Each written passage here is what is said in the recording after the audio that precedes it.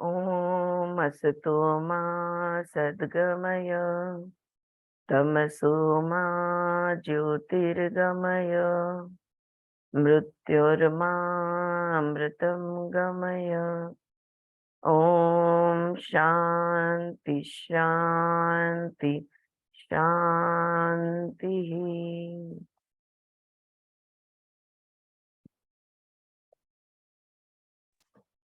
All right. So yesterday we understood how the macrocosm and the microcosm connects to each other. प्रकृति जो है, ये प्रकृति के बारे में हमने समझा। पांचवें अध्याय अध्याय के 8वें 9वें श्लोक में इसके बारे में बताया है। जो भी कुछ हो रहा है नियति के वजह से हो रहा है। जो भी कुछ हो रहा है नियति का इसमें सारा खेल है। एक तरह से अगर खेल बोलो तो खेल, एक तरह से नृत्य बोलो तो नृत्य है। और फिर भी हम कहते हैं कि हमने किया। हाँ, पेट की भूख जो है अपने आप अन्न को आकर्षित करती है। हमारे शरीर की प्यास जो है अपने आप पानी को आकर्षित करते हैं। ये दोनों एक दूसरे को आकर्षित करते हैं। हमारा इसमें क्या है? फिर भी हम कहते हैं हमें भूख लगी, हमने खाना खाया। तो ये बात बनती है। वंस यू अंडरस्टैंड दिस, एक बार ये समझ जाए कि ये जो कोई शक्तियां हैं, बाहर की शक्तियां, अंदर की शक्तियां, ये एक दूसरे से जुड़ी हुई है और ये एक दूसरे के साथ इनका संबंध है। इसमें मेरा कुछ नहीं है। जब ये समझ में आ जाएगा कि ये सारा जो कुछ हो रहा है नैसर्गिक है, नियति है, प्रकृति है, इसमें हम कर्ता कर्विता कोई नहीं होते, ये बात जब समझ में आ जाएगी तब हम सन्यासी अपने आप जहां है, जैसे है, वहां पे हम सन्यासी बन जाएंगे। when the whole when the but when the wholeness gets individuated, so last paragraph that we read yesterday was, once you understand this, then you have become a sannyasi. You allow those movements to take place, and by training, restraining and purifying, you have created a harmony over there. In the undifferentiated organic wholeness there is a built-in spontaneous harmony. But when the wholeness gets individuated, particularized, then that spontaneous cosmic balance is disturbed. In the very process of individuation and particularization, हाँ, जब ये हो जाता है ना कि जो पूर्णत्व था, या तो जो पर ब्रह्म है वो जब या ब्रह्म है वो जब आत्म रूपी इंडिविजुअल जब बन जाता है, वो एक जो है उसमें से जब अनेक तैयार होते हैं, तो वो जो अनेक है एक एक क्या बोलते हैं, it will be one expression, a separate identity. तो वो जो सेपरेट आइडेंटिटी है, ये सेपरेट आइडेंटिटी की जो क्रिया है, वो क्रिया से ही नियति का जो गति है इसको डिस्टर्ब हो जाता है। इंडिविजुअल बन के जब हम अस्तित्व में आ जाते हैं, उधर ही नियति का जो जो भी कुछ फ्लो है, वो नियति का फ्लो या प्रकृति का फ्लो है, वो डिस्टर्ब हो जाता है। It gets limited by space and time. पहली चीज तो ये होती है कि जब हम इंडिविजुअल, एक अस्मि, एक अलग से रूप ले लेते हैं, अस्तित्व में आ जाते हैं, तो काल और स्थल से हम सीमित हो जाते हैं, right? Once we enter into a body, we are limited by space and we are limited by time. हाँ, जन्म हुआ है तो मृत्यु का क्षण भी तभी तय हो जाता है। और अब तुम इतने समय के लिए, यहाँ तो समय में बद्ध हो जाते हैं हम, और स्थल में भी हम बद्ध हो जाते हैं। ये पहली चीज होती है। दूसरा, it is limited by form. हम जो भी रूप लेते हैं, जो भी आकार लेते हैं, वो आकार के अंदर हम बंदिस्त हो जाते हैं। So individuation creates a limitation. One, space and time creates the second limitation. And third, we are limited by the form. The energies get solidified and we call it matter. तो वो जो ऊर्जा है, जो ऊर्जाओं इतनी गति से चलती थी, वो धीरे धीरे स्लो होते होते हुए स्थूल हो जाती है। सॉलिड हो जाती है और हमें रूप मिल जाता है. It in the individuated expression of the human body, it gets limited, it gets conditioned, it gets added to. तो फिर वो आत्मा जो है ये शरीर के अंदर, या हमारी ऊर्जा जो है ये, या हमारा चैतन्य है, हमारा, हम जो लाइट बीइंग्स है, प्रकाश है, तो वी आर लिमिटेड और bounded into this body. That is the conditioning of the human race. ये तो बस मनुष्य जन्म तुमने लिया है, तो ये सीमितताओं में हमें जीना होगा. So there are many imbalances, there are many disharmonies. वहीं से इम्बैलेंस को शुरुआत हो जाती है और फिर पूरी जिंदगी बैलेंस में रहने की झटपट में हम निकालते हैं. हम खुद को कंटिन्यूअसली बैलेंस में लाने की कोशिश करते रहते हैं. ये बात समझ में आ रही है? Is this making sense? Or do you want an explanation on it? जब हम आते हैं शरीर के अंदर, एक तो करना. हाँ, थोड़ा एक्सप्लेन करती हूँ. वही करने लगी मैं. देखो, जब हम आत्मा रूपी है, अब आत्मा क्या है? आत्मा को रूप भी कुछ भी नहीं है. तो व्हाट इज इट? अगर उसको गुण देखा जाए तो उसका गुण है लाइट. तो वी आर ऑल प्रकाश है वो. हाँ, ऊर्जा है. ये ऊर्जा कैसी है? Energy. It is light energy. So that is who we are. अब जब हम एक शरीर धारण करते हैं तो क्या हम नए नवेले आए हैं? नहीं. पहले की जो भी हमने अस्तित्व जिए हैं, पहले के लाइफ टाइम्स, जो रूप, जो हमने पृथ्वी तत्व पे जो जन्म यहाँ पे जिए हैं, उन सारे, और वो जन्म, उन जन्मों में हमने जो कर्म किए हैं, वो कर्म के संस्कार लेकर हम इस शरीर में आते हैं. राइट? हम कोरी पाटी नहीं है. Okay? All that we have done in our past lives, we bring those impressions, those imprints along with us. Not only human life, animal life, mineral life, plant life, water life, all our lives put together. तो ये पूरी गठड़ी जो है कर्म संस्कार की, ये लेके आते हैं. इसलिए देखो, एक एक घंटा हुआ है अभी तो बच्चा पैदा होकर, फिर भी उसका स्वभाव हमें पता चलता है. You will find that you can make out, अरे ये तो मतलब this is a irritable child, this is a happy child. You can make out even 1 hour baby. You can make out what kind of a soul is. अब जब हम आते हैं और शरीर धारण करते हैं, we become limited by our body. Okay? That light, that energy, which is our true self, that is who we, चैतन्य जिसको कहते हैं, हाँ, या चित शक्ति भी आप कह सकते हो उसको. तो ये जो शक्ति है, ये शक्ति हमारे शरीर के अंदर सीमित हो जाती है. And we are limited not only by form, we are also limited by time, and we are limited by space. Also we are limited by all those कर्म संस्कार that we have brought with us. Right? तो हम लोग की जो शुरुआत है, ये शुरुआत ही इम्बैलेंस से होती है, क्योंकि वो कर्म संस्कार की गठड़ी लेके आए हैं. तो वो डिस्टर्बेंस, इम्बैलेंस से ही हमारी शुरुआत होती है. और मेरा ये मानना है कि पूरी जिंदगी एक्चुअली हमने क्या किया, कौन सा कर्म किया? पैसे कमाए, एजुकेशन लिया, शादी की, बच्चे पैदा किए? नहीं, वो कर्म नहीं है.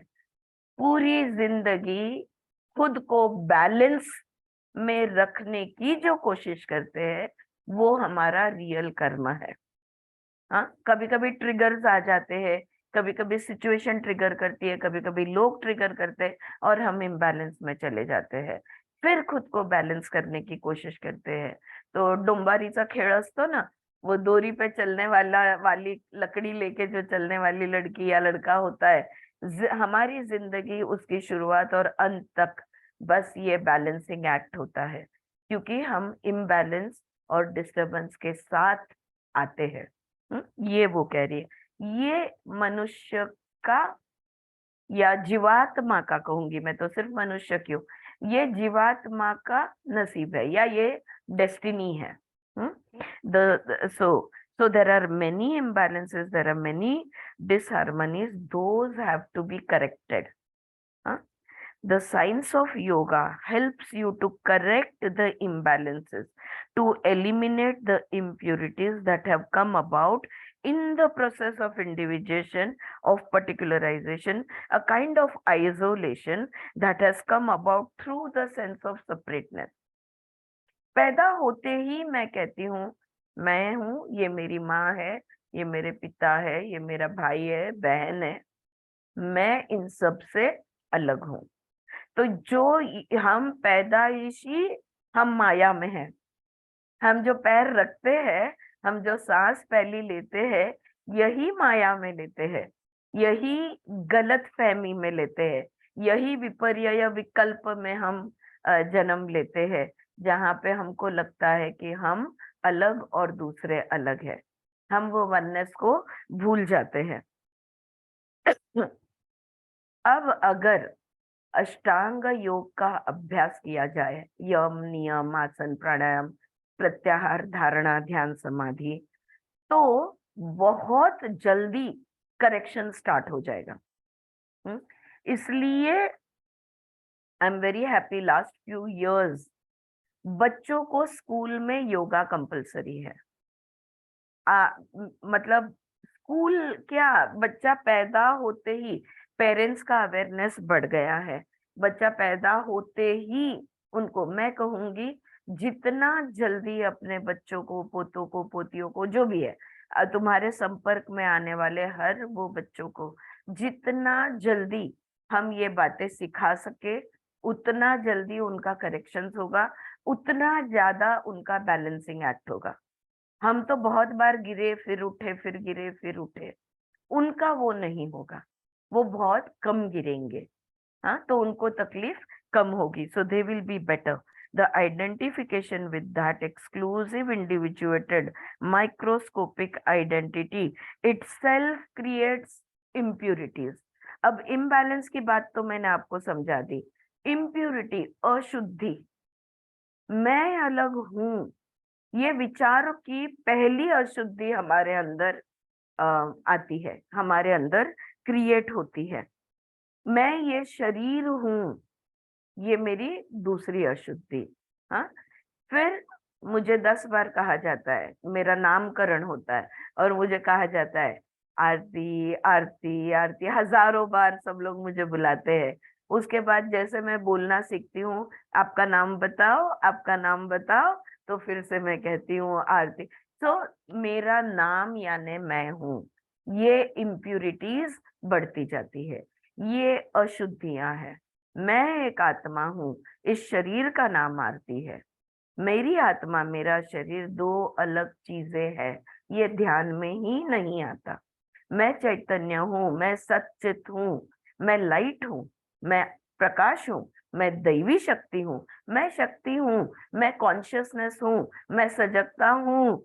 इतने सारे नाम हम बोल सकते हैं, लेकिन हमें सिखाया जाता है और हम कहते हैं कि हमारा जो भी नाम दिया गया हो नामकरण के वक्त, वो उसको हम हमारी पहचान बनाते हैं। तो ये जो अशुद्धि है, ये अशुद्धि रो दिन भर दिन बढ़ती जाती है। So there is forgetfulness, ignorance about the essence of the wholeness of our own nature. हम भूल गए, हम भूल जाते हैं कि हम एक्चुअल में कौन है, और फिर तो याद भी नहीं आता। अविद्या में हम रहते हैं, अज्ञानी रह के बन के रह जाते हैं। And there is identification with the limited, the conditioned, the individuated, creating an illusion of separateness. आप और मैं अलग है, ये एक माया है, ये सच नहीं है। आपका बाह्य रूप अलग है, मेरा बाह्य रूप अलग है, आपका नाम अलग है, मेरा नाम अलग है, लेकिन आपकी ऊर्जा और मेरी ऊर्जा एक ऊर्जा है। हम दोनों की ऊर्जा वो ब्रह्मांड की ऊर्जा से आई है। तो ये जो भेदभाव में हम गिर जाते हैं ना, वो भाव ही जो है, दैट फीलिंग ऑफ सेपरेटनेस, भेद का भाव, ये हमें माया में डालता है, ये हमारी अशुद्धि बढ़ाता है। And the travel of human life begins, और हो गई जिंदगी की गाड़ी, चल पड़ी। हाँ, and through the science of yoga, when you go through training, restraining, purifying and harmonizing, that forgetfulness disappears. मेरा इतना छोटा सा पोता है, उसको समझे ना समझे, मैं उसको बोलती रहती हूँ, तुम एक लाइट हो, तुम एक आत्मा हो। हाँ, और तुम्हारा नाम ये रखा है, but that is not who you really are. You are that, but you are also the light, or rather you are the light, but you are also the body and also the mind। या तो योग के माध्यम से जब सिखाया जाता है, जब शुद्धि क्रिया की जाती है, जब भी हारमोनी में लाया जाता है, जब भी प्रत्याहार में हर चीज ली जाती है, तो हमारी स्मृति जागृत होती है। ये जो हम भूल गए हैं, वो हमें धीरे धीरे याद आने लगता है कि हम सही मायने में कौन है। You are aware, you become aware of being an organic expression of the wholeness of life and an expression of Brahma। ये मेरा सीमित शरीर, ये मेरा सीमित मन यानी माइंड, ये मेरी सीमित बुद्धि, ये व्यवहार में जो करना है करे। जैसे जैसे उसकी विवेक चलेगी, या जैसे जैसे उसका विजडम रहेगा, जैसे जैसे उसकी अंडरस्टैंडिंग रहेंगी, उस हिसाब से वो निर्णय लेगा, रोएगा, हंसेगा। जो करना है वो करने दो। हाँ, जब जब जो जो निर्णय लेना है लेने दो।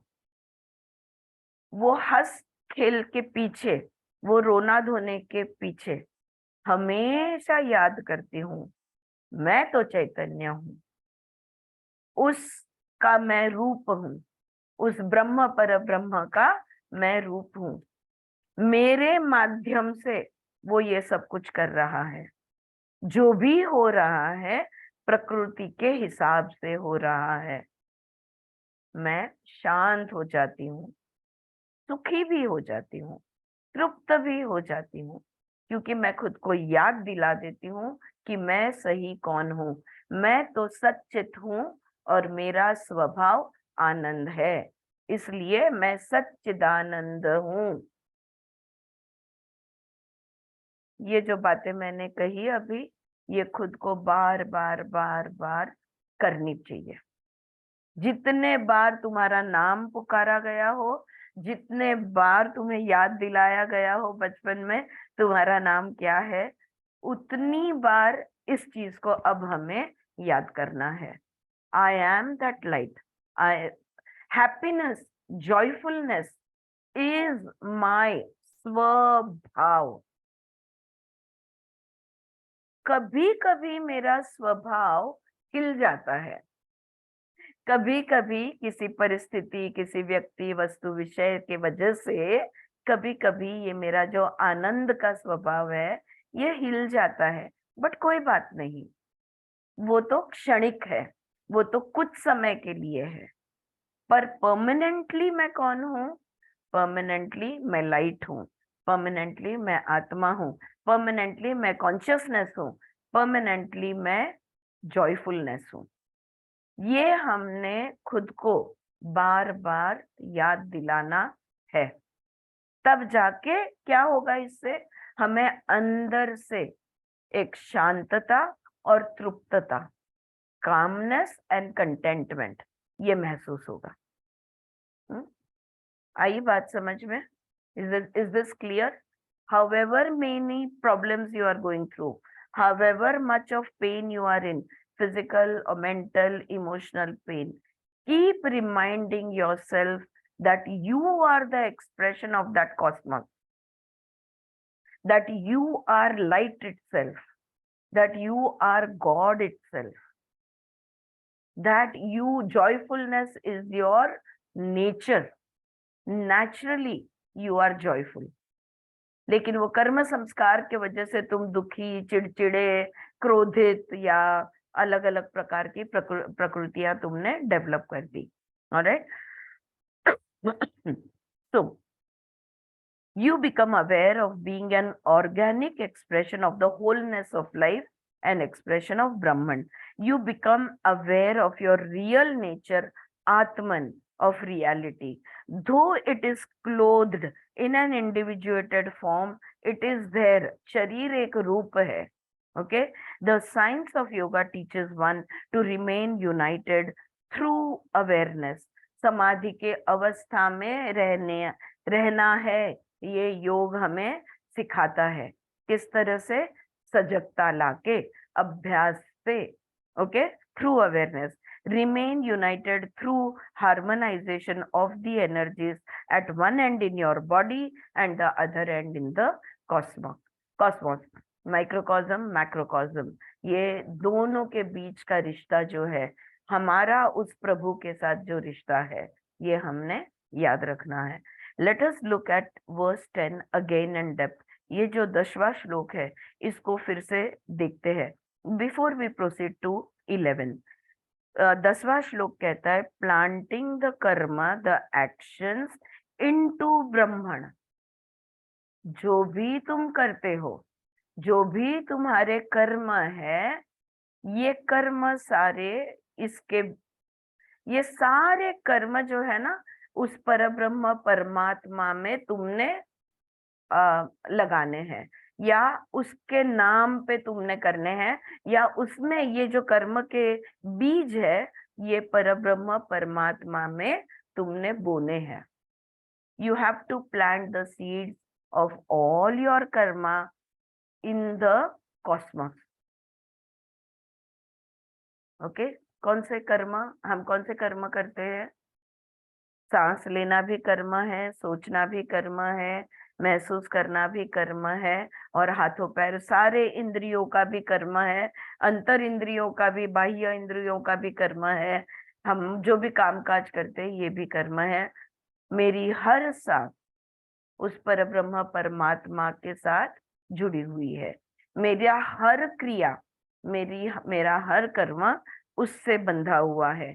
Planting the karma, the actions into Brahman. How can you plant your karma actions, your movements in Brahman, which is indivisible, non-fragmentable, the organic wholeness of life? अब ये ब्रह्मण कैसा है? निर्गुण, निराकार, सर्वव्यापी, अनंत। हाँ, बहुत लंबा डिस्क्रिप्शन है इसका। उसके शून्यता का इतना हमने शब्द यूज किए उसको डिस्क्राइब करने के लिए, जिसको रूप रंग आकार गुण कुछ भी नहीं है। ऐसी चीज में हम अपने कर्म किस तरह से बिठाएंगे, किस तरह से हमारे कर्म यहाँ पे हम रखेंगे? The ground of existence. थोड़ा सा ध्यान दो, थोड़ा सा विषय, इट माइट फील टेक्निकल या थियोरेटिकल, थोड़ा सा एब्स्ट्रैक्ट भी महसूस हो सकता है, इसलिए थोड़ा सा ध्यान से सुनना। The ground of existence, the supreme reality, the undifferentiated, non-individuated, organic wholeness of life is called Brahman by the Vedas and the Upanishad. कौन है ये ब्रह्मण? वेद उपनिषद में कहा गया है, ब्रह्मण वो है जिस पर ये सारा ब्रह्मांड खड़ा है। इसलिए यहाँ पे एक टर्म यूज किया गया है, जो डेविड बॉम ने यूज किया था। डेविड, BOHM, डेविड बॉम, बहुत बड़े, उनके और जय कृष्णमूर्ति के भी बहुत डिस्कशंस है यूट्यूब पे, अगर आप देखना चाहो। ओके, तो ये जो ग्राउंड ऑफ एग्जिस्टेंस उन्होंने कहा है ब्रह्म को, ये सारा ब्रह्मांड, अनेक ब्रह्मांड कहाँ है? What is holding all the universes? What is holding this cosmos? That which is holding this cosmos is called as the ground of existence, जिस पर सारा अस्तित्व टिका हुआ है। ठीक है, तो वो परम सत्य है, वो परमात्मा है, वो पूर्णत्व है। जिंदगी हमारी विभाजन की गई है, डिवाइडेड है। लेकिन वो पूर्ण है, हाँ, नॉन डिविजिबल है वो। तो ऐसा जो है उसको वेद और उपनिषद ने नाम दिया है ब्रह्म। हम्म, अनंत, निर्गुण, निराकार, ऐसा जो है ये है ब्रह्म। So you plant every movement of your which is action यानी karma in the awareness of Brahman. तो जो भी कर्म तुम करो वो ब्रह्मण की सजगता में रहकर करो। अगर तुम सांस भी लेते हो तो उसकी सजगता रखते हुए सांस लो। जो भी वृत्तियां तुम्हारे अंदर चलती है, जो भी मूवमेंट्स तुम्हारे अंदर होते हैं, वो सारे मूवमेंट्स उस ब्रह्म की सजगता से करो। ऑलराइट, इस तरह से ये श्लोक में जो कहा गया है, सारे कर्म हम उसके नाम पर छोड़ देते हैं, उसके नाम पे होने देते हैं। We have seen that the microcosm, the individual consciousness, and the macrocosm, the cosmic consciousness, can be united through the energy of awareness. अब हमने ये भी देखा है कि हम वो छोटा सा रूप है ब्रह्मांड का, ब्रह्मांड जो है इसको कॉस्मिक कॉन्शियसनेस कहा है, पर ब्रह्म परमात्मा कहा है, और हम जो है हम आत्मा ब्रह्म है, यानी इंडिविजुअल कॉन्शियसनेस है। तो ये माइक्रोकॉज्म को अगर उस मैक्रोकॉज्म से कनेक्ट होना है तो एक ही माध्यम है, वो है सजगता।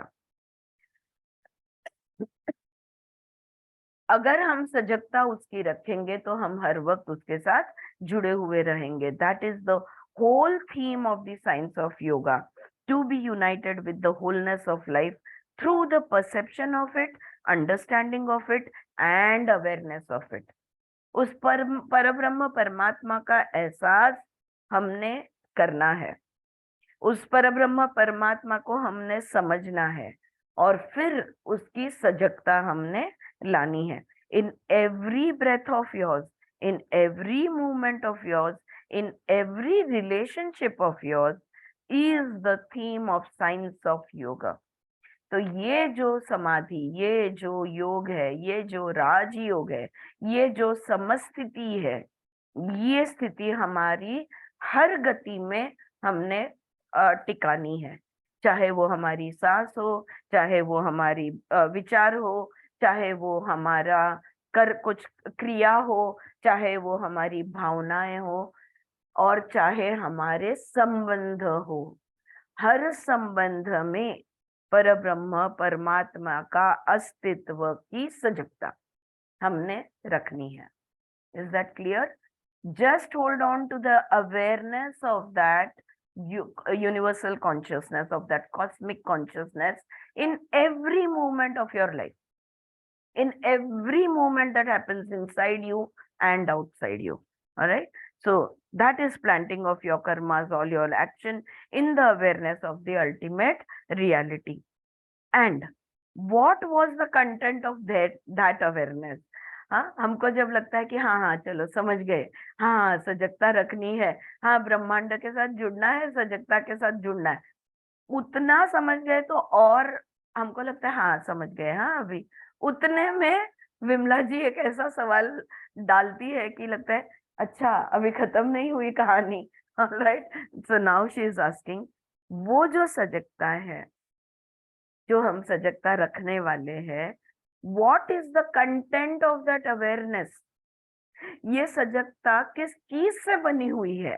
Okay, we are told by Vasudev that the energies in the senses, in the sense organs, and the energies contained in the nature outside of us were interrelated. तो ये जो सवाल है, what was the content of that awareness? उस awareness का content क्या है? गर कहते हैं ना, किसी भी फ्रूट का जो पल्प होता है, गर होता है, एसेंस होता है, वो क्या है? सजगता का गर क्या है? अगर ये हम पूछते हैं तो कृष्ण ने हमें ऑलरेडी एक बात समझा दी है कि हमारी ये जो कर्मेंद्रिय है, आंख कान नाक वगैरह, हम ज्ञानेंद्रिय जो है, ये इंद्रियों की जो ऊर्जाएं हैं, इनकी सुनने की शक्ति, देखने की शक्ति, यानी इनकी जो शक्तियां हैं, और बाहर की जो शक्तियां है ये एक दूसरे से जुड़े हुए हैं, राइट। जैसे हमारे अंदर की भूख लगने की शक्ति बाहर के अन्न से जुड़ा हुआ है, प्यास लगने की शक्ति पानी से जुड़ी हुई है, राइट। तो इस तरह से हमारे अंदर के जो इंद्रिय है और उनकी तन्मात्रा यानी उनके senses and the sense organs, they are connected to things which are outside. हाँ, ये पहली बात समझाए। There is a constant interplay going on between the innumerable energies operating in the cosmos and the limited conditioned energies contained in the human body। अब हमारे अंदर की जो सीमित लिमिटेड एनर्जी शक्ति है और बाहर की जो शक्ति है, इनके बीच में कंटिन्यूस कनेक्टिविटी रहती है। Whether we call it animate और इनएनिमेट, सजीव हो या निर्जीव हो। अब आप बोलोगे अन्न जो आप ग्रहण कर रहे हो या पानी जो ग्रहण करोगे कर रहे हो, आप बोलोगे ये तो निर्जीव है, लाइक ये थोड़ी जीवात्मा है, राइट, इसको थोड़ी ना आत्मा है, ऐसा आप बोलोगे, सजीव हो या निर्जीव। बाहर की चीज जो मेरे शरीर के अंदर की किसी एक शक्ति के साथ जुड़ी हुई है, which is contained in the body, whether we call it animate or inanimate, life is a field of innumerable energies and the dance of those energies of which we are also a part and which goes on in life। जिंदगी भर ये जो जुड़ा हुआ है, ये जो एक दूसरे की तरफ आकर्षण है, अन्न का और भूख का, प्यास का और पानी का, व्यक्तियों का और भावनाओं का, हाँ, अनेक रीत से हम बाह्य चीजों से जुड़े हुए हैं। तो जिन जिन चीजों से जो भी हमारे अंदर की शक्तियां बाहर की चीजों से जो जुड़ी हुई है, हम उसी का एक भाग है, हम उससे अलग नहीं है। और ये जो रास है, इनके बीच में जो इंटरेक्शन होता है ना, समझ लो ये एक लीला हो रही है। तो ये रास लीला जिंदगी भर चलती रहती है, अंदर की ऊर्जाओं की और बाहर की ऊर्जाओं की रास लीला, the dance of the energies goes on all our life. आई बात समझने? हाँ, right. When the senses are attracted towards the energies in nature and there is a movement either of reception or of response, you are not the doer, you are not the actor। हाँ, अब और एक चीज हमारे अंदर inbuilt होती है, जैसे भूख, प्यास, मैथुन की इच्छा या तो निद्रा, ये जैसे ना वैसे, वो है सेल्फ प्रोटेक्टिव मैकेनिज्म। हाँ, प्रतिकार शक्तियां हमारे अंदर, और बाहर अगर कुछ होता है, अगर समझो कोई तुम्हारी तरफ कोई चीज फेंकता है, तो तुम अपने आप खुद को प्रोटेक्ट करते हो, राइट। सोच समझने का और अंडरस्टैंड करने का और उसका तर्क वितर्क करने का टाइम नहीं है, इंस्टेंट रिएक्शंस जो हम लोग देते हैं।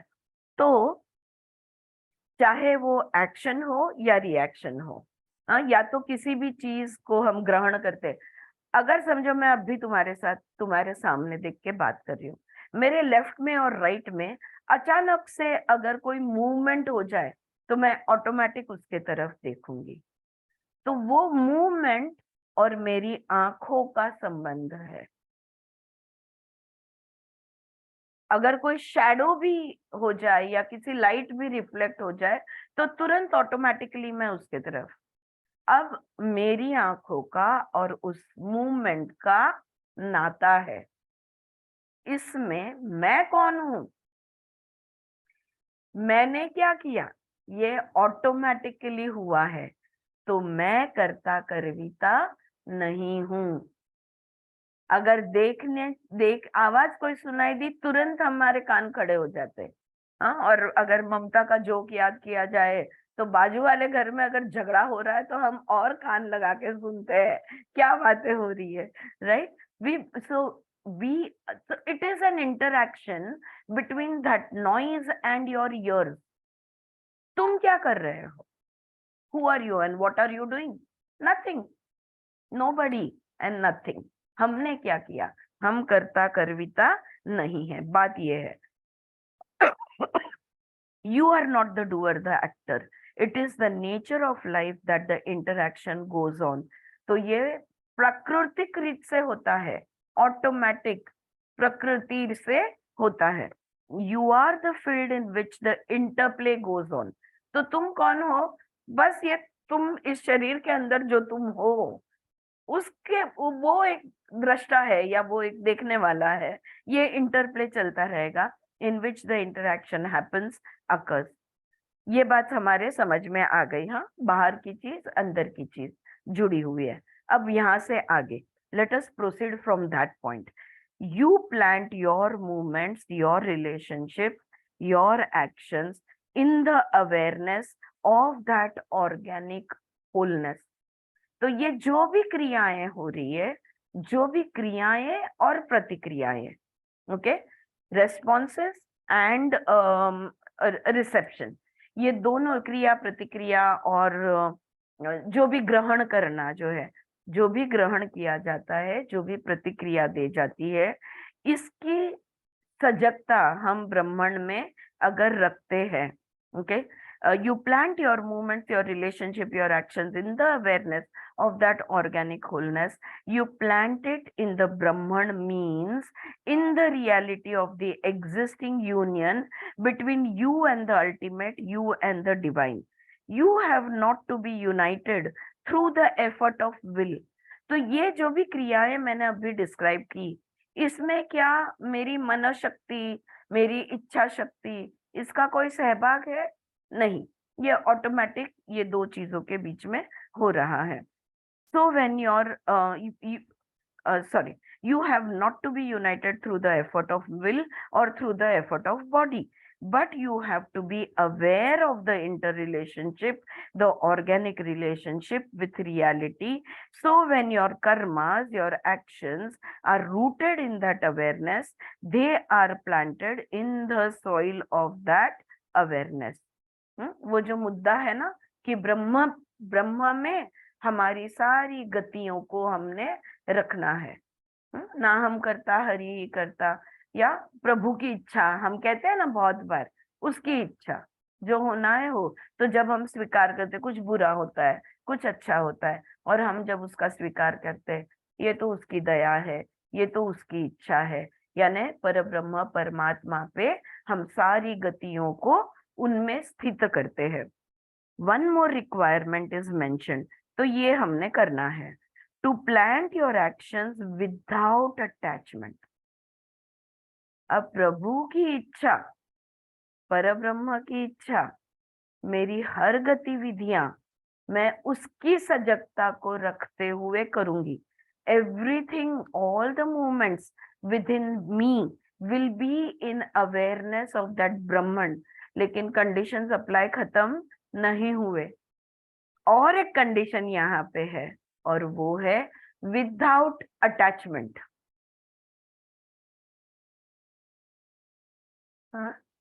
Without attachment. मेरी सास मेरी है, मेरा पति सिर्फ मेरा है, मेरे बच्चे मेरे हैं, मेरी आत्मा मेरी है, मन मेरा यूं है, बुद्धि मेरी यूं है क्या नहीं, एवरीथिंग मेरा मेरा मेरा जो है। सजगता हमने ब्रह्म, पर ब्रह्म, परमात्मा, कॉस्मिक अवेयरनेस, कॉस्मिक एनर्जीज पे, कॉन्शियसनेस पे हमने रखनी है, लेकिन विदाउट अटैचमेंट। मेरा कुछ भी नहीं है। जब मेरा कुछ है ही नहीं, तो मुझे सुखी होने की या दुखी होने की बात कहाँ से आएगी? When none of it is mine, where will it come from? Yeah. So, I would like to add one more shade to the meaning of attachment. अच्छा, attachment तो नहीं रखना है, लेकिन every word has many shades of meaning.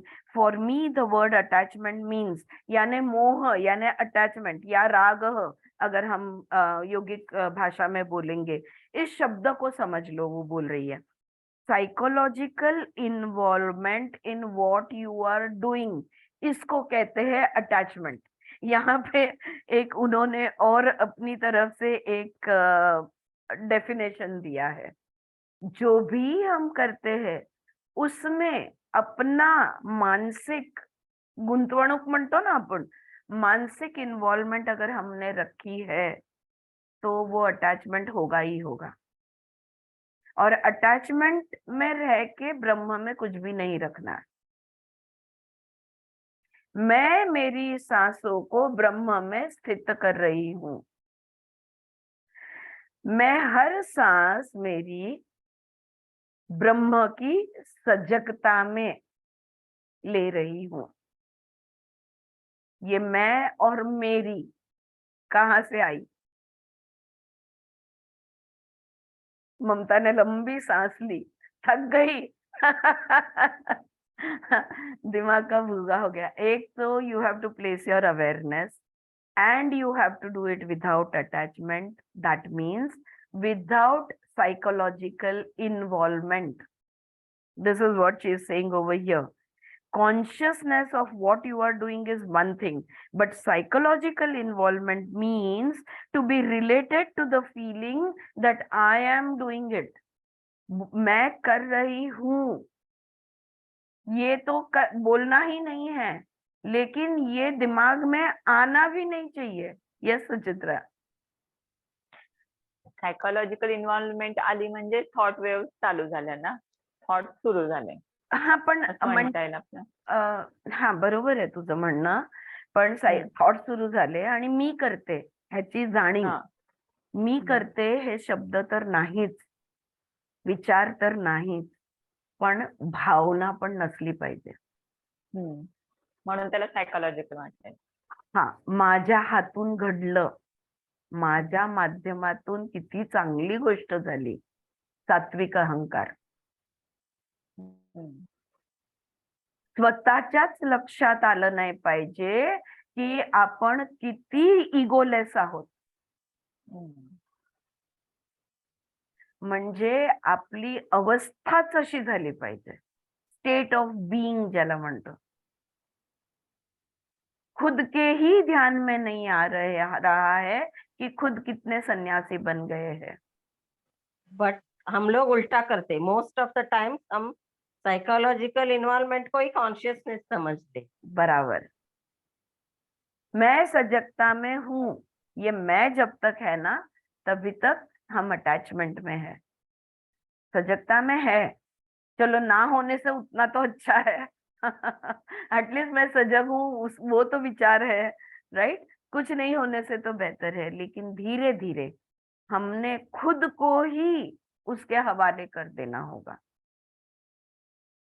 जैसे तुकाराम की कहानियां हम सुनते हैं, है ही नहीं यहाँ पे, भूल गए कि खुद शरीर के अंदर है, खुद की ही आत्मा में इतने लीन हो गए कि खुद के शरीर को, मन को, हर चीज को भूल गए. क्रियाएं, प्रतिक्रियाएं, self defence mechanism, self protective mechanism, सब कुछ भूल गए. या it should become the state of our being where we are in awareness without feeling that we are in awareness. Right? Okay. So consciousness of what you are doing is one thing, but psychological involvement means to be related to the feeling that I am doing it. बहुत जन होते हैं, कभी बोलते नहीं मैंने किया, लेकिन मन में चलो भगवान की इच्छा से मेरे हाथों से कुछ तो अच्छा हुआ, ये भाव है मैंने किया इस चीज का. वो भावना भी नहीं होनी चाहिए. बड़ी मुश्किल है ना. मेरे को भी चारू जी जैसा बैठने का मन कर रहा है, कब होगा ऐसा. I also sit and wonder when will it happen. Oh God.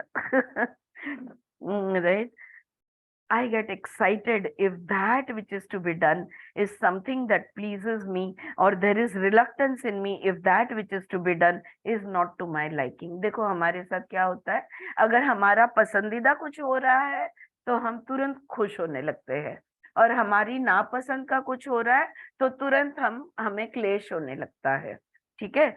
So if I'm not sure whether I'm going to succeed in a particular job, there is a tension, a worry and anxiety. और अगर नतीजा नहीं पता हो तो हम stress में आ जाते हैं कि इसका नतीजा क्या निकलेगा, अच्छा होगा, नहीं होगा, कैसे होगा, कब होगा। ये अगर हमें पता ना हो, इसका अगर हमें अंदाज ना हो, तो हम बड़े दुखी हो जाते हैं। Will I succeed, will I not succeed, क्या मैं सक्सीड हो पाऊंगी या नहीं? Will it be accepted, recognised by society और बाय द फैमिली और हुएवर इज अराउंड? मैं इतना कर रही हूँ पर समाज को क्या मेरी कीमत रहेगी? मैं घर के लिए इतना कर रही हूँ पर क्या मेरे घर वाले इसकी कीमत रखेंगे? या जो भी तुम्हारे आजू बाजू में है, इनके लिए मैंने किया, क्या इनके ध्यान में भी तो आ रहा है कि मैंने किया? What will I get out of it? और इतना करके मुझे प्राप्त क्या होने वाला है? All this is psychological involvement, Suchitra.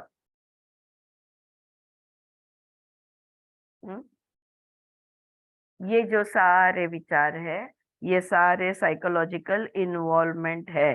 That is not going through the relationships, the actions, the movements as a part of life, as a part of the game, as the content of the act of living. What do you mean by the content of the act of living? आप लोगों ने सबने, चलो दूसरा कोई sport नहीं लेते हैं, सांप सीढ़ी का खेल रहते हैं, बचपन में तो कम से कम आप सबने खेला ही होगा। जब पासा गिरता है और 4 नंबर आता है, अंक आता है, या 6 अंक आता है, या 1 अंक आता है, तो आप 1 स्टेप मूव करते हो, या 4 स्टेप मूव करते हो, या 6 स्टेप मूव करते हो? क्यों, कैसे, हाँ ना, ऐसे कैसे हो सकता है? 4 अगर आया है तो भी मैं 6 क्यों नहीं चल सकती? ऐसे सारे आप सवाल पूछते हो? नहीं, ये खेल है, ये जिंदगी है, जिंदगी की यह रीत है, खेल की यह रीत है, खेल के यह नियम है। ऐसे समझ के आप खेलते हैं कि नहीं?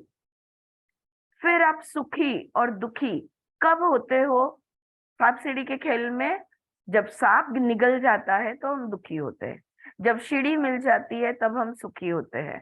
और एक समय है जब हम बहुत सुखी होते हैं, जब हमारा 6 नंबर आता है, क्योंकि 6 नंबर यानी एक्स्ट्रा चांस मिलने वाला है, तो हम सुखी होते हैं, right?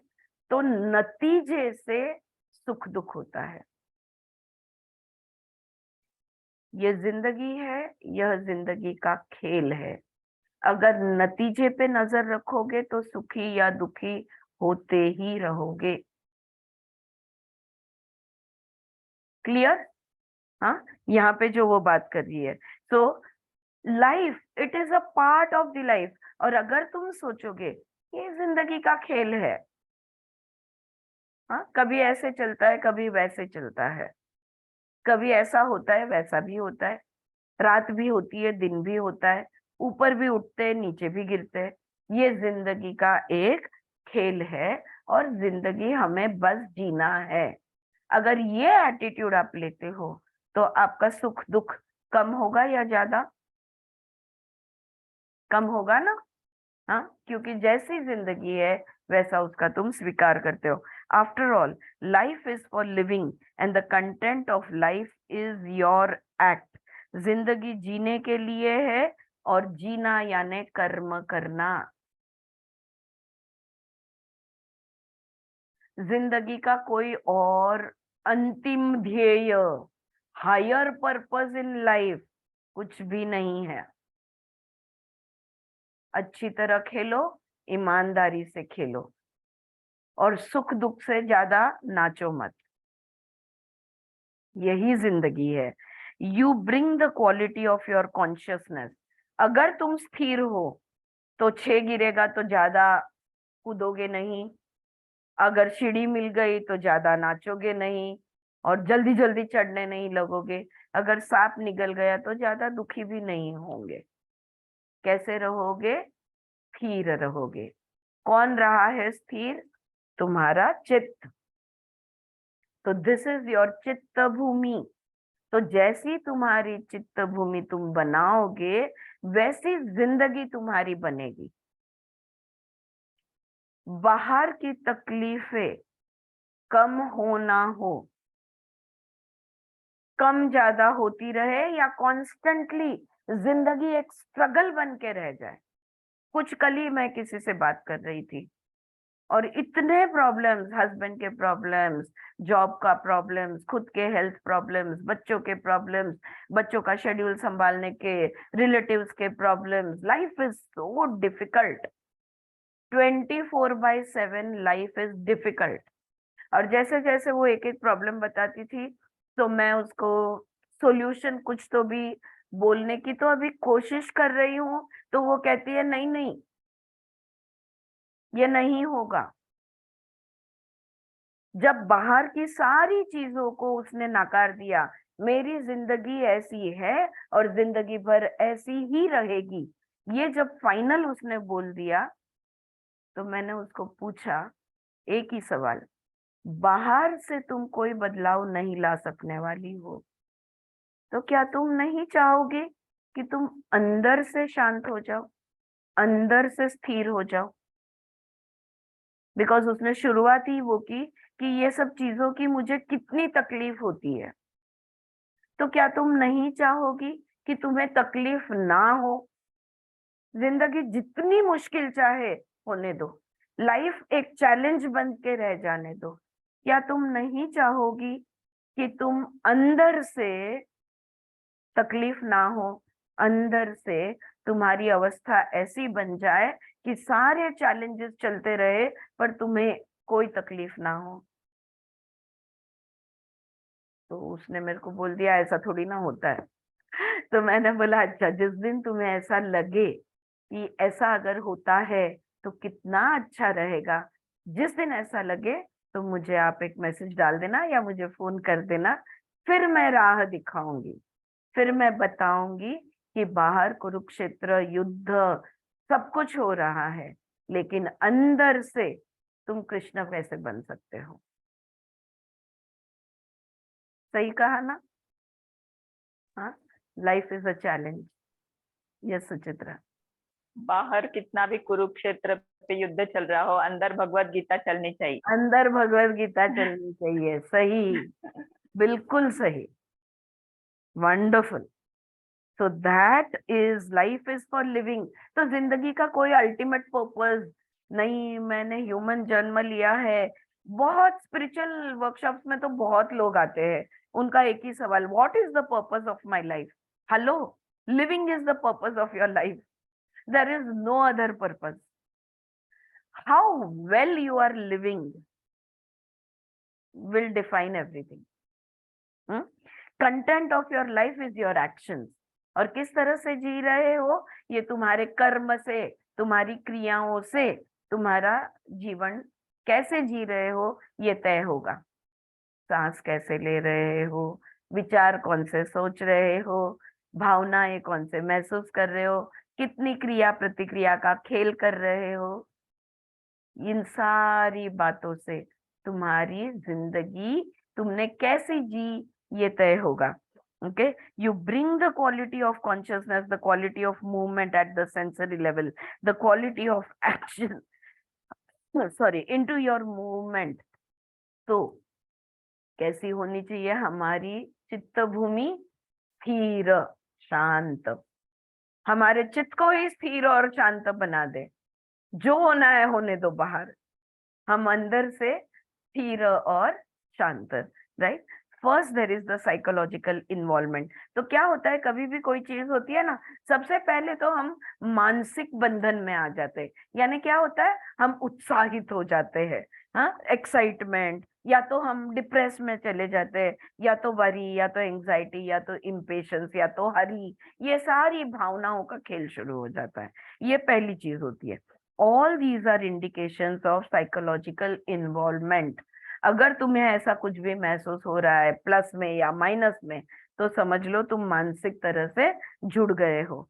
That involvement when repeated, और फिर वो रिपीट रिपीट याद कर करके, याद कर करके, पहली बार होता है डिप्रेस हो जाते हो, फिर याद करके और डिप्रेस हो जाते हो, फिर और याद करते हो और वैसी ही चीजों को फिर से याद करते हैं और depress depress, finally you are in depression. that involvement when repeated leads to what is called as attachment. All right, देखो कितना उन्होंने डिसेक्शन किया है माइंड का या हमारा, हाँ कितना डिसेक्शन किया है। वो इन्वॉल्वमेंट जब वो बार बार बार बार वो चीज होती रहती है तो तुम उसके साथ जुड़ जाते हो। अब आप बोलोगे कि अटैचमेंट तो जिस पर प्रेम है उसके साथ ही अटैचमेंट होता है, जिसके साथ लगाव है उसके साथ ही अटैचमेंट होता है। हर सुख और दुख की वस्तु, व्यक्ति और विषय के साथ मोह, अटैचमेंट, राग होता है। और जितनी बार वो रिपीट, इनफैक्ट लोग अपने दुखद भरी कहानी के साथ इतना अटैच हो जाते हैं कि अपनी दुख भरी कहानी को वो बदलना नहीं चाहते, क्योंकि उनको अपनी दुख भरी कहानी इतनी बार उन्होंने बोली है कि अब उससे लगाव हो गया है। So this psychological involvement will lead to attachment, which implies that you depend upon the pleasure that is derived from the movement. If you do not get an opportunity to repeat the relationship, that action, that movement, then you become miserable. अगर मुझे कोई मेरी दुख भरी कहानी सुनने वाला मिल जाए तो मैं खुश हो जाती हूँ, ऐसा लोगों का होता है।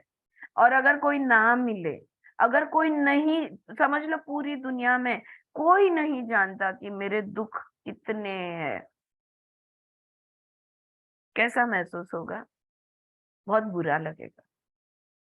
हम चाहते हैं दुख बांटना, सुख भी बांटना चाहते हैं, दुख भी बांटना चाहते हैं, और अगर बांटने को ना मिले तो बहुत दुखी हो जाते हैं। Beginning with involvement, it develops into attachment and culminates into obsession, which is the loss of inner freedom. और बस अब तो मैं बोल कर ही रहूंगी कि मेरी कहानी कैसी है। इतना ऑब्सेशन बन जाता है कि अंदर की जो मुक्ति है ये पूरी तरह खत्म हो गई। Inner freedom is over. इतना द्वंद्व अंदर तैयार हो गया, एक कुरुक्षेत्र खड़ा हो गया और फिर वहां पे कोई भगवत गीता गा नहीं रहा है कोई नहीं कुछ बोल रहा है, तो बस अंदर की जो मुक्ति है ये चली गई। Why does the Gita talk all the time about this non-involvement and non-attachment? क्यों भगवत गीता बार बार मत उलझो, मत जुड़ो क्यों बोल रहा है कि बार बार इन्वॉल्व मत हो? बार बार वो बोल रहा है इन्वॉल्व मत हो, अटैच मत हो। क्यों ये बोल रहा है? Vasudev has said, he who is free from attachment, detachment and indifference, he is a सन्यासी, अ रिनंसिएट। हाँ, कृष्ण ने सन्यासी वो उसे कहा है, वो व्यक्ति सन्यासी है, न वो जो किसी चीज से जुड़ा हुआ है, न किसी चीज से वो टूटा हुआ है, अटैचमेंट भी नहीं, डिटैचमेंट भी नहीं। और तीसरी एक स्थिति है, न वो किसी चीज से मेरे को कोई फर्क नहीं पड़ता, इनडिफरेंट भी जो नहीं है। सबसे बड़ा मैंने भगवत गीता को लेकर सबसे बड़ी गैर समझ अगर मैंने किसी शब्द की जो मैं देख रही हूँ लोगों में, वो है स्थित प्रज्ञा। इस शब्द को लेकर इतने गैर समझ है कि पूछो मत। एक तो स्थित प्रज्ञा का मतलब ही वो शब्दों का अर्थ ही नहीं जानते। दूसरी चीज, स्थित प्रज्ञा यानी उसको लगता, उन लोगों को लगता है मुझे कोई फर्क नहीं पड़ता, मैं स्माइल भी नहीं करूंगा और मैं रोऊंगा भी नहीं, मैं सुखी भी नहीं होऊंगा, मैं दुखी भी होऊंगा नहीं, तुम जियो या मरो मुझे कोई फर्क नहीं पड़ेगा। ये तो स्थित प्रज्ञा नहीं है। You can not be attached, you can not be detached, you also can not be indifferent. मेरे सामने अगर कोई मर रहा हो या तड़प रहा हो और मैं बोलूं मैं स्थित प्रज्ञा हूं और मैं इग्नोर करूंगा, वो नहीं हो सकता। करुणा का क्या होगा अगर तुम इनडिफरेंट हो गए तो? दया माया कहाँ आएगी? empathy, sympathy, compassion, where will all these qualities go if you become indifferent? You cannot be attached to life, you cannot be detached from life, and you also cannot be indifferent to life. ये बार बार कृष्ण समझाते हैं. अगर ऐसा तुम कर पाओ, कैसे करोगे ये? अच्छा, आगे देखते हैं. अगर उसने नहीं बताया, विमला जी ने नहीं बताया, तो मुझे याद दिलाना, मैं बताती हूँ कि ये हम कैसे कर सकते हैं. राइट. सो ऐसा व्यक्ति जो है ये सन्यासी है, रिनंसिएट है. It is not an action on the psychophysical level, rather than attitude to life and approach to whatever you do. जो भी तुम कुछ करो, पूरी इन्वॉल्वमेंट, इफ अगर वो तुम्हारी रिस्पॉन्सिबिलिटी है तो 100% रिस्पॉन्सिबिलिटी के साथ करो, लेकिन उसके साथ जुड़ना नहीं है, उसके नतीजे के साथ हमको जुड़ना नहीं है, और हमको टूटना भी नहीं है, और हमको इंडिफरेंट भी नहीं होना है. ये तीनों चीजें नहीं होनी. With that as a background, let us look at what is to be renounced. तो संन्यास अगर हमको लेना है, तो किन चीजों का मैं संन्यास लूं ताकि न मैं अटैच्ड रहूं, न मैं डिटैच्ड रहूं, न मैं इंडिफरेंट रहूं? तो किन चीजों का मैं संन्यास लूं? Okay, so let us look at what is to be renounced. Not actions, not relationships, not the movement of life. Definitely किसी कर्म को करना हमने नहीं छोड़ना है. कर्म से, क्रियाओं से संन्यास नहीं लेनी है. संबंधों से संन्यास हमने नहीं लेना है, रिलेशनशिप से. और जो भी जिंदगी में गतिविधियां हो रही है, मूवमेंट्स हो रही है, उससे भी हमने संन्यास नहीं लेना है. हाँ, ये बात पक्की. What is to be renounced? फिर हमने किन चीजों से संन्यास लेनी है? Psychological involvement and attachment is renounced. उलझने से संन्यास लेना है, किसी भी चीज में उलझना नहीं है.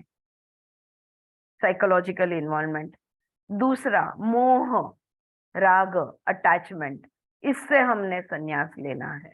Okay, now psychological involvement and attachment is renounced because of the awareness of cosmic reality.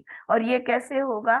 जब हम ब्रह्म है, ये हम जान जाएंगे, अहम ब्रह्मास्मि, ये जब हमें समझ जाएगा तो अपने आप हो जाएगा.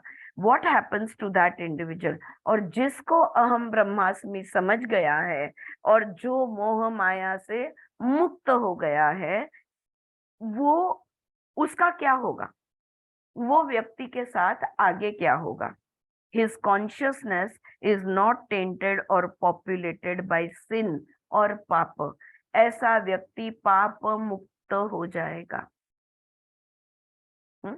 जो व्यक्ति मोह माया से संन्यास ले लेगा, वो पाप मुक्त हो जाएगा. We are coming to this very significant term, paap. अब ये पाप क्या है, इसको समझते हैं. The Gita is not a theoretical या religious book. It is a book about spirituality, about the science of life.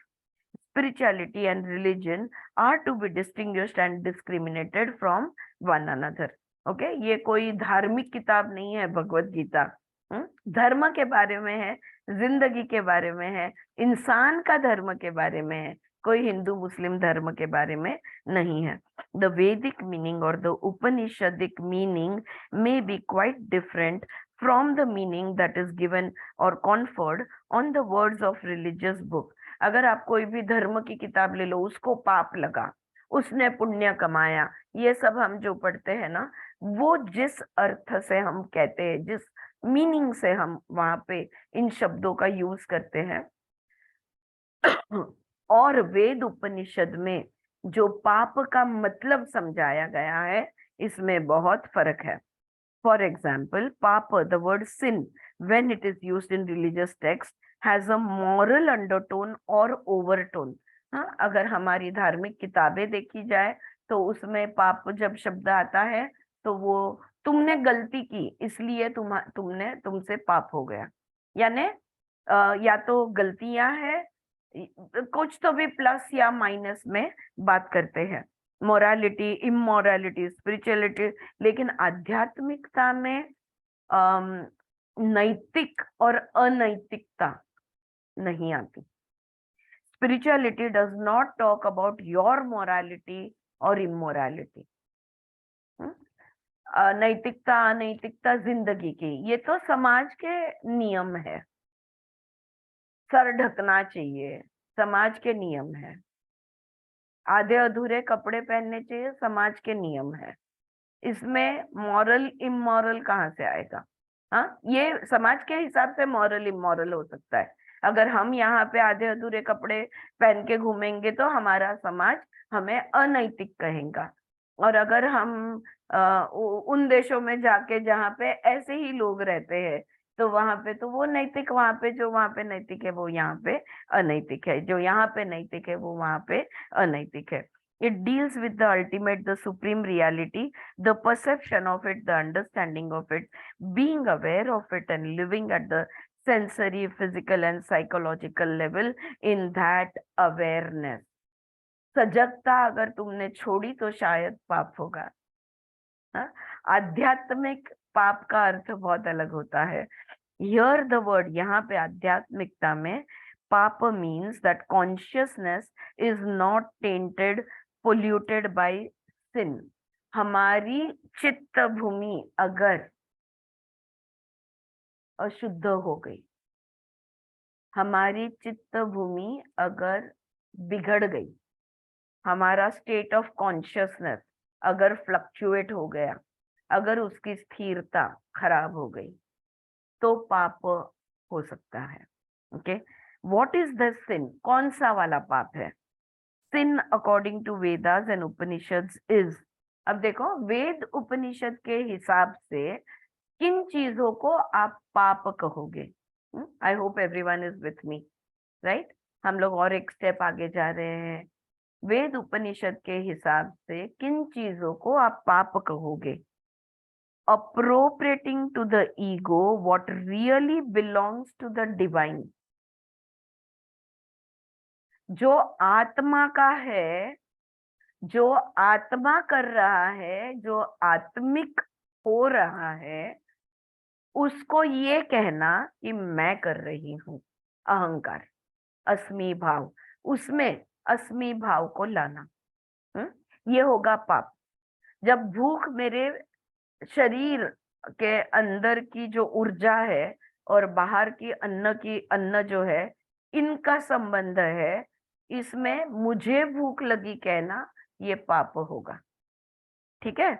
You appropriate something to your ego, to your I, which really belongs to life. ये तो जिंदगी की रीत है, ये तो जिंदगी के अंदर का और बाहर का संबंध है। इसमें तुम कौन हो, क्या हो और क्या कर रहे हो? कुछ भी तो नहीं, फिर भी मैं कर रहा हूं ऐसा बोलना यानी पाप बनता है। This attraction and interplay between your sensory system and the outer world is a part of life, it is a movement of life. You have not created it. क्या भूख तुमने निर्माण की है? क्या प्यास तुमने बनाई है? नहीं। You cannot take the credit of creating that relationship, nor of building up the harmony which was pre-existing. पहले से ही उनका संबंध था, तुमने उसे नहीं बनाया। You may find this point a little difficult. Okay, the cosmic life is a song of harmony between the earth, water, fire, space, etc. ब्रह्मांड किसे कहेंगे? ये जो 5 महाभूत कहते हैं इसको, ये जो पंचभूता है ना, ये इसको महाभूत कहते हैं। पृथ्वी, जल, अग्नि, वायु और आकाश, और पूरी दुनिया, पूरा ब्रह्मांड, हमारा जीवन, हमारा शरीर, सब कुछ ये 5 महाभूतों का खेल है। ये जो 5 महाभूत है, ये थोड़ा वो, थोड़ा वो, थोड़ा वो, 5 जन का कुछ एक अलग अलग परसेंटेज में जब मिक्सिंग होता है तो अलग अलग चीजें निर्माण होती है। हाँ? जो समझ रहे हैं वो समझ रहे हैं। जो नहीं समझ रहे तो वो just let us just see what else she is saying. All these which apparently seem to be incompatible with another. हमको क्या लगता है पृथ्वी का जल से क्या लेना देना? जल अलग है, पृथ्वी अलग है। पृथ्वी में जल कहाँ, जल में पृथ्वी कहाँ है? हम पूछते हैं जल तत्व में पृथ्वी तत्व दिखाओ, हम पूछते हैं आकाश तत्व में जल तत्व दिखाओ, कहाँ पे है? लेकिन हर तत्व में बाकी के 4 तत्व है। ऑलराइट, और अगर हम उपनिषद पढ़ेंगे, अब भी मैं वो शेयर नहीं करूंगी, लेकिन मैंने ग्रुप पे भी काफी बार शेयर किया है, चाहो तो कल शायद वो मैं पढ़ के दिखा दूं। तो जो रामदास स्वामी रामदास जो थे, उन्होंने काय का पुस्तक मनाचे श्लोक दासबोध नाही, किंवा मनाचे श्लोक, दासबोध, मनाचे श्लोक नहीं, दासबोध में उन्होंने बहुत अच्छी तरह समझाया है इस बात को। तो हर एक तत्व में बाकी के 4 तत्व होते हैं, और ये तत्व मिलजुल के जो जो परसेंटेज में इनका रूप धारण करते हैं, अलग अलग चीजें तैयार होती है, लाइक सॉलिड्स, लिक्विड्स, गैसियस, सब कुछ तैयार होता है। All these which apparently seem to be incompatible with one another cooperate with one another. Solidity of the earth, the gravity of the earth, liquidity of the water, the emptiness of the space, sound and words exploding out of that emptiness of space. So the cosmos is a huge song of harmony.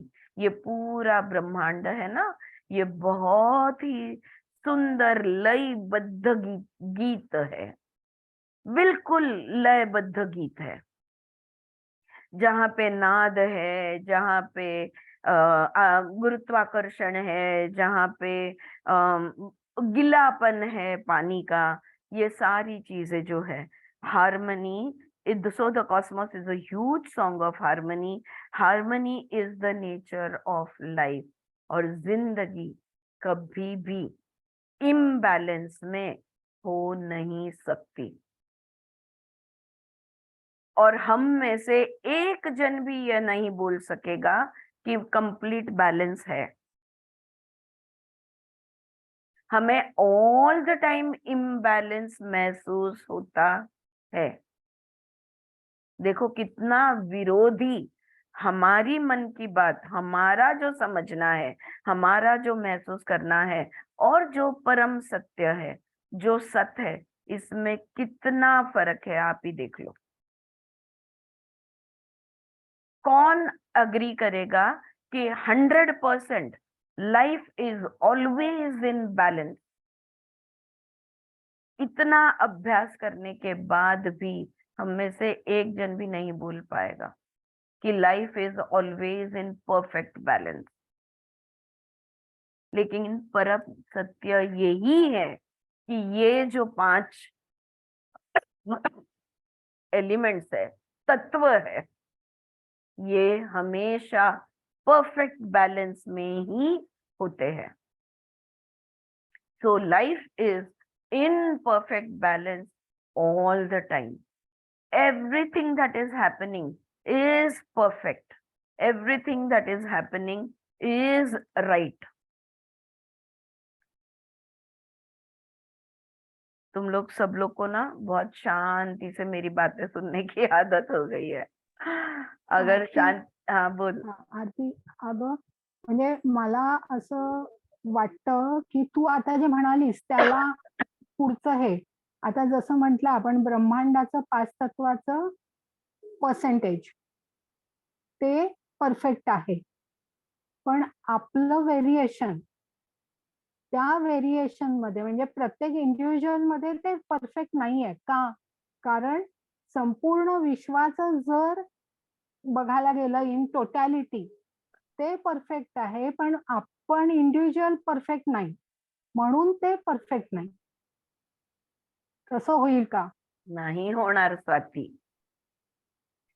Exactly हेच मी आता म्हणणार होते। खूप शांतपणे ऐकून घेता तुम्ही लोक, नाहीतर माझ्यावर मारा झाला असता की ते ऍक्सिडेंट झालं ते परफेक्ट आहे का, हा आजारपण आला तो परफेक्ट आहे का? आप तुरंत पूछते हैं, ये वही देखो, बहुत बहुत सुंदर शब्दों में स्वाति ने सवाल जो सब लोग ने रफली पूछा होता, स्वाति ने बड़े फाइनीस के साथ ये सवाल पूछ लिया। तो एक्सीडेंट्स हो जाते हैं, लोग मरते हैं, नुकसान होता है, ये क्या सब परफेक्ट है? हमारे अंदर बीमारियां आ जाती है, हमारा मन खराब हो जाता है, हमारा शरीर खराब हो जाता है, क्या ये परफेक्ट है? बिल्कुल परफेक्ट है।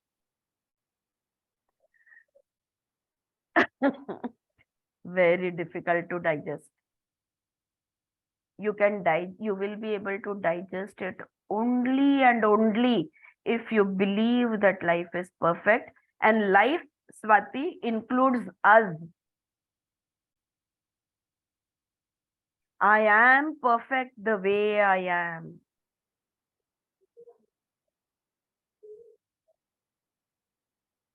कारण माझं असणं जे आहे हे माझ्या कर्मबंधनाशी बांधलेलं आहे. तू म्हणजे काय माझं जे पाहिजे तेवढे एक्सप्लेनेशन्स दे, अस्तित्व पाहिजे तेवढे तर्क वितर्क कर, तू पाहिजे तेवढं रिझनिंग कर, तू काहीही बोल, ultimately everything is exactly as it should be. Vijaya बहुतेक सोलकोच प्रोग्रामला हे ऐकून आलेली दिसते म्हणून एवढा हसते. नाही हे सगळं आपण ऐकतो पण प्रत्यक्षात जेव्हा समोर येतं ना तेव्हा एवढं सजग नसतो, असं म्हणून हसायला येतंय बस. म्हणून हसायला येतंय.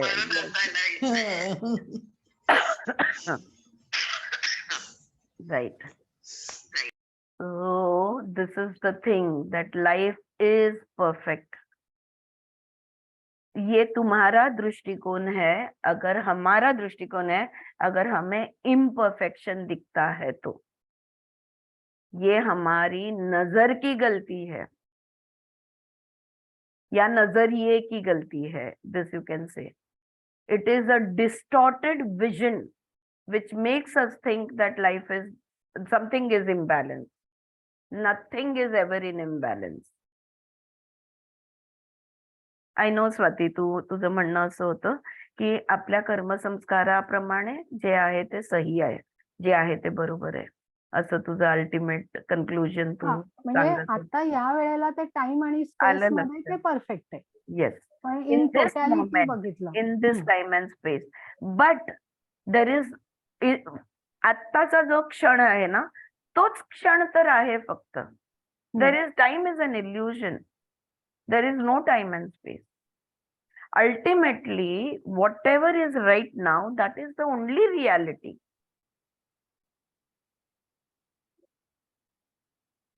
So there cannot be imperfection, because imperfection का अर्थ ऐसा होतो, का मतलब ये होता है कि पहले कुछ तो भी परफेक्ट था, वो अब इम्परफेक्ट हो गया है, और अब जाके हम उसको फिर से परफेक्शन में लाएंगे. Past, present and future. There is no past, there is no future. ते पण नाही तसं नाही. आपण ब्रह्मांड म्हणजे ओरिजिन जर बघितला तर 5 पंचमहाभूत त्यांची जे काही पर्सेंटेज आहे ते आहे, ते परफेक्ट आहे. आणि आपण त्याचे अंश जर बनत गेलो तर आपण इंडिव्हिज्युअल बघितलं तर आपण म्हणणार हे इम्परफेक्ट आहे. पण तसं नाहीये, ते इन टोटॅलिटी मध्ये जर बघितलं आपण तर ते परफेक्टच राहणार. बरोबर, सही, बिल्कुल सही. So the cosmos is a huge song of harmony. Harmony is the nature of life. When you disturb that harmony, you have committed a sin. ये जो हमारा विपर्यय विकल्प जो है, निद्रा यानी सजगता में नहीं रहना, स्मृति यानी भूल जाना, तो पतंजलि ने जो 5 क्लेश बताए हैं ना, बिल्कुल सही बताए हैं कि ये जो क्लेश है, अविद्या नहीं, कौन सा, विपर्यय विकल्प निद्रा स्मृतयः, चार प्रमाण विपर्यय विकल्प निद्रा स्मृतयः, ये जो उन्होंने बताए हैं, ये सारे पाप है. जो परफेक्ट है उसको इम्परफेक्ट समझना, डोरी को सांप समझना, मिसअंडरस्टैंडिंग में रहना, अनअवेयर में रहना और भूल जाना। और जो मेरे इंद्रिय देख सकते हैं वही सही है, बाकी सब गलत है, ये भी एक प्रकार की अविद्या जो है। तो ये सारी चीजें जो है, this is what is called as पाप। ये पाप हम करते हैं। स्वाति अभी जो बोल रही थी कि इम्बैलेंस हो जाता है, वो इम्बैलेंस में है, ये पाप है। There is a built in order in the Cosmos, there is a built in order in your body, in the organs, how they cooperate with each other in the body, the kidneys, liver, pancreas, digestive organs, your eyes, your ears. Without your volition, they are functioning harmoniously. If you allow them to function harmoniously, there is a glow of health. Health is the eloquence of harmony. When you disturb the harmony, when you disturb the built-in order, then you are committing a sin. शरीर के अंदर की ऊर्जाओं को अपना अपना शांति से काम करने दो। उनको इनबिल्ट, उनके पास वो क्षमताएं हैं। लिवर जानता है उसने क्या करना है, स्टमक जानता है उसने क्या करना है, किडनीज जानते हैं उन्होंने क्या करना है। हमारे शरीर के अंदर का हर एक अवयव, हर एक पेशी पेशी जानती है उन्होंने क्या करना है। अगर तुम टांग ना अड़ाओ तो वो बहुत स्मूथली फंक्शन करेंगे। जब भूख लगेगी अपने आप अन्न ग्रहण किया जाएगा, जब प्यास लगेगी अपने आप पानी पिया जाएगा, जब निद्रा आएगी तब अपने आप आराम लिया जाएगा। वो जो हमारी अंदर के अर्जेस है, इनको अपने आप से फंक्शन अगर हम करने देंगे तो हम 100% आरोग्य में रहेंगे, निरोगी रहेंगे। डिस ईज, हम 100% ईज में रहेंगे। हमारा ईज डिस नहीं होगा, गायब नहीं होगा। अगर हमने तो हम ग्लो करेंगे, we will be in the pink of health. हाँ, हम लोग कहते हैं ना, you are in the pink of health, we will be in the pink of health. ये जो अंदर का जो पूरा सिस्टम बिठाया है, इस सिस्टम में हस्तक्षेप करना, इस सिस्टम को डिस्टर्ब करना, यानी पाप करना। आप कितने भी कपड़े पहनो, ज्यादा पहनो, बरखा पहनो, नंगे घूमो, कोई पाप पुण्य नहीं होने वाला है। बाहर की दुनिया में आप कुछ भी कर लो, कोई पाप पुण्य नहीं है। लेकिन ये जो प्रकृति का एक दूसरे के साथ नाता है, और बाहर की हर चीज अंदर की हर चीज के साथ जो जुड़ी हुई है, और दोनों एक दूसरे के साथ इतना कोऑपरेट करते हैं, उसमें हस्तक्षेप जब हम करेंगे, उसमें जब हम डिस्टर्ब करेंगे, तो हमसे पाप होगा, और कोई पाप नहीं होता। Right? That individual who plans his actions in the awareness of the cosmic energy, in the awareness of cosmic life, that person does not get psychologically involved in what he is doing, does not create tensions, worries, excitement, anxieties, depressions out of that movement. One who does not get attached, one who does not depend for inner peace upon the outer activities, that person never does papa. That person is never gets tainted. His consciousness never gets tainted by anything. He is the ever virtuous person. ऐसा व्यक्ति जो होता है, ये पुण्यशाली ही होता है, पुण्यवान ही होता है, जो किसी भी, जो हमेशा उस पर ब्रह्म परमात्मा की सजगता में जीता है, और वो सजगता हमेशा रखता है, जो मानसिक उलझन में किसी के भी, कोई भी व्यक्ति वस्तु विषय के साथ मानसिक उलझन नहीं बनाता, जो मोह माया में नहीं होता, जो अंदर की अपनी जो मनस्थिति है, जो चित्त भूमि है, ये बाहर की चीजों पे निर्भर नहीं रखता। मैं अगर घूमने गई, आउटिंग में गई, तो ही मेरा अंदर की चित्त भूमि स्थिर रहेगी। अगर मैं गड़बड़ में हूं तो मेरी चित्त भूमि बिगड़ जाती है। ये व्यक्ति पुण्यशाली नहीं है। कुछ भी होने दो, अंदर की चित्त भूमि जो स्थिर रखता है, ऐसा व्यक्ति कभी भी पाप नहीं कर सकता, और चित्त उसका कभी भी पाप reminds me of that song, ऐसा व्यक्ति पुण्यशाली है।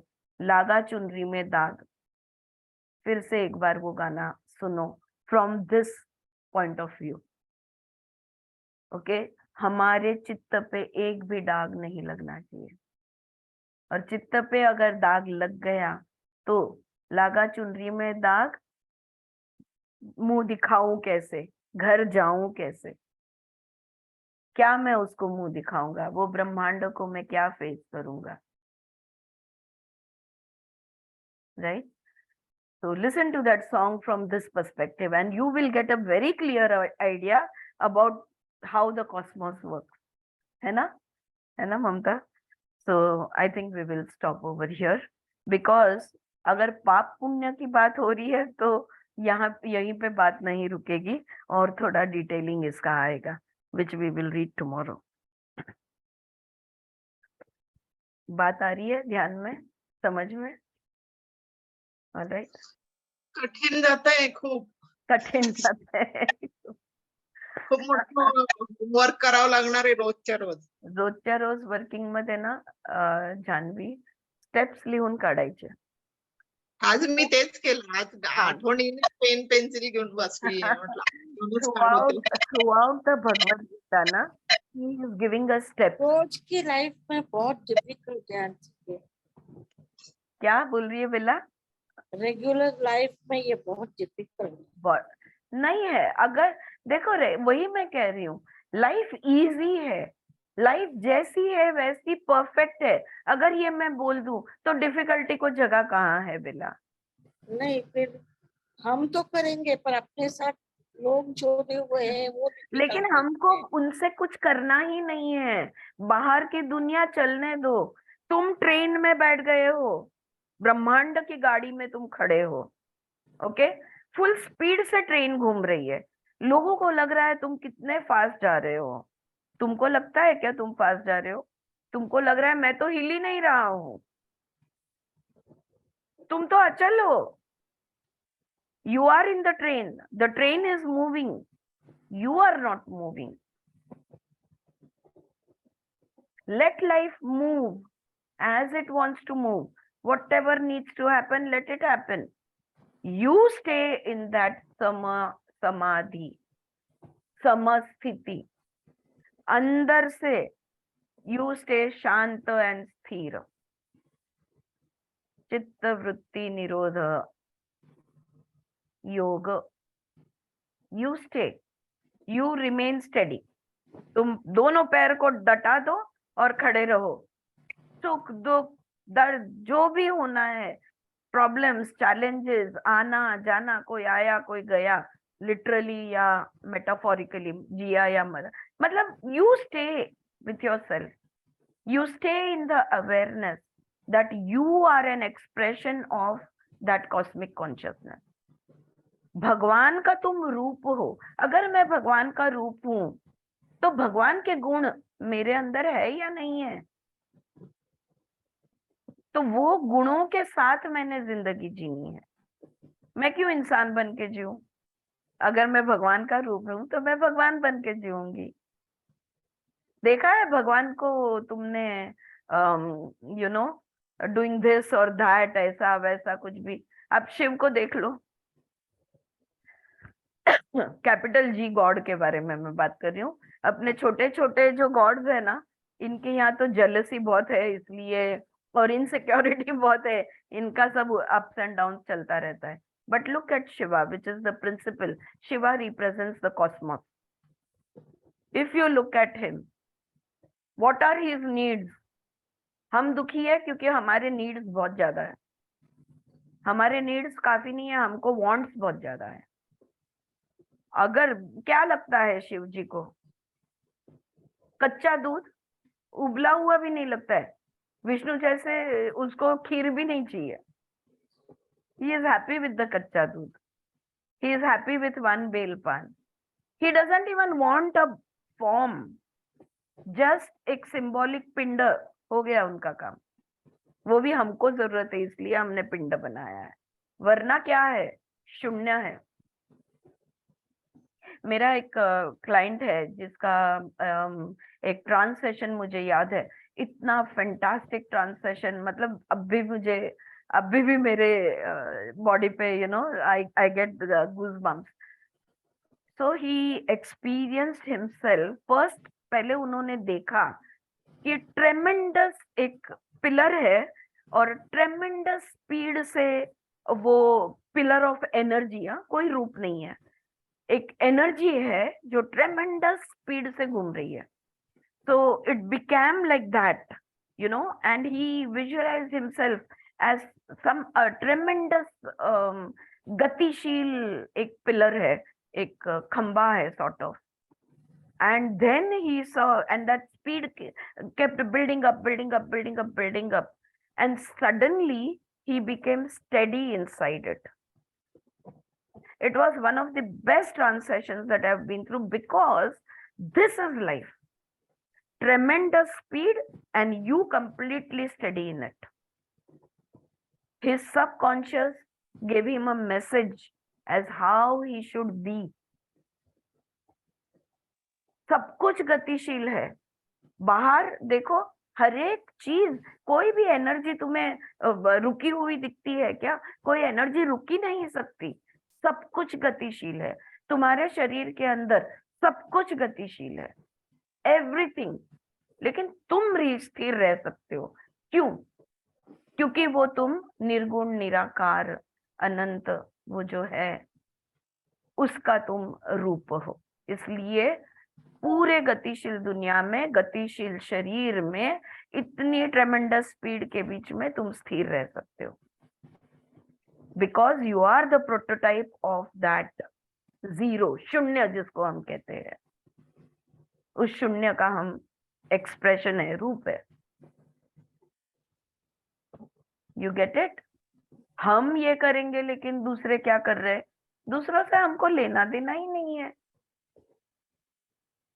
सब सही कर रहे हैं। अगर कोई जेलस हो रहा है, सही कर रहा है। अगर कोई क्रिटिसाइज कर रहा है, सही कर रहा है। अगर कोई कंप्लेन कर रहा है, सही कर रहा है। अगर कोई मारामारी कर रहा है, सही कर रहा है। सब लोग सब कुछ सही कर रहे हैं। मैं कहाँ पे हूँ? मैं स्थिर हो गई हूँ, मैं जान गई हूँ मैं कौन हूँ। तो कोई जिसको जो करना है करे, मुझे कोई फर्क नहीं पड़ता, कोई फर्क नहीं पड़ता। यानी मैं स्थिर रहूंगी, जो एक्शन लेनी है एज अ ह्यूमन बीइंग वो मैं लूंगी।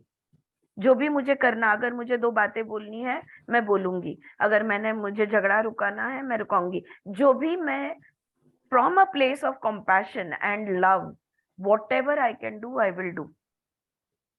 Otherwise, I will stay non-attached. नहीं है आरती हाँ, आरती इकडे असं पण होईल का बघ, आता आपल्या ऐच्छिक क्रिया आणि अनैच्छिक क्रिया, म्हणजे जे आता ब्रीदिंग आहे, सर्क्युलेशन आहे, डायजेशन आहे, हे आपण मी केलं असं म्हणायची गरज नाही, ते आपोआप होतंय. तर आणि ऐच्छिक म्हणजे ज्या आपण मनाने करतोय त्या, पण तिथे आपण म्हणतो मी केल्या म्हणून, पण त्या सुद्धा इतक्या सहजतेने झाल्या पाहिजेत अनैच्छिक सारख्या. बिलकुल, कारण त्या अनैच्छिकच आहे. हा आपला भास आहे, आपला भास ऐच्छिक आहे. हा, माया आपण त्या ह्याच्यात आहोत असून की मी करते तो एक भास आहे. जर अख्खं, म्हणूनच शंकराचार्य आज त्यांची जयंती आहे, तो त्यांना नमस्कार. लेकिन त्यांनी म्हणून तर ते म्हणून गेलं की जगत मिथ्या. कारण जे काय आहे ना ते सगळं अनैच्छिकच होतंय, पण मी श्रेय घेतोय. तो ही माझी मिथ्या आहे, म्हणून जग मिथ्या नाही आहे, ही माझी मिथ्या आहे. कारण आपण सुरुवातच अशी होते ना, जन्माला आलो, तिथे आलो हा शब्द जेव्हा येतो, सुरुवात झाली. मी जन्माला आलो, मी पासून सुरुवात झाली. कोहम कोहम सोहम सोहम, कोहम कोहम कोहम कोहम कोहम. सोहम. हा, ते सोहम हो, हो. पर्यंत पोहोचतच नाही आपण. ओहम नाही पोहम करतच फिरत बसतो. सगळ्या सारी बातों का जड़ एक है, नतीजा एक है. सारी बातों का तुम्हें आधा समझाओ, पूरा समझाओ, तुम ये एटीट्यूड लो, तुम वो एटीट्यूड लो, अल्टीमेटली एक ही चीज है, सुख और दुख. अगर तुम सुख दुख के झूले में झूल नहीं रहे हो तो समझ लो तुम स्थिर हो. और अगर कभी तुम सुख कभी दुख, तुम्हें रोना आता है, तुम्हें कभी फिर खुद को तुम दुखी हो रहे हो, तुम या तो डिप्रेशन में जा रहे हो या तो एक्साइटमेंट में जा रहे हो, अगर तुम सुख दुख के झूले में हो तो तुम 100% माया अविद्या में हो. Only one thing we need to check your emotional quotient. Your emotional quotient has to be very very good, very very healthy. फिर समझ लेना कि भाई हाँ, all is well. All right. चलो रुकते हैं, टाइम अप. और कल हम लोग स्वर योगा पढ़ेंगे और उसका कोई रिकॉर्डिंग नहीं होगा. और जो लोग ऑनलाइन ज्वाइन होना चाहते हैं हो जाओ, और जो लोग ऑफलाइन रहना चाहते आना चाहते हैं, और सब लोग वेलकम है. घर पे जिसको भी आना है आ सकते हैं. ओके, है जगह हमारे पास काफी. राइट. चलो, thank you so much. I will see you tomorrow. Bye bye. Bye. Bye bye.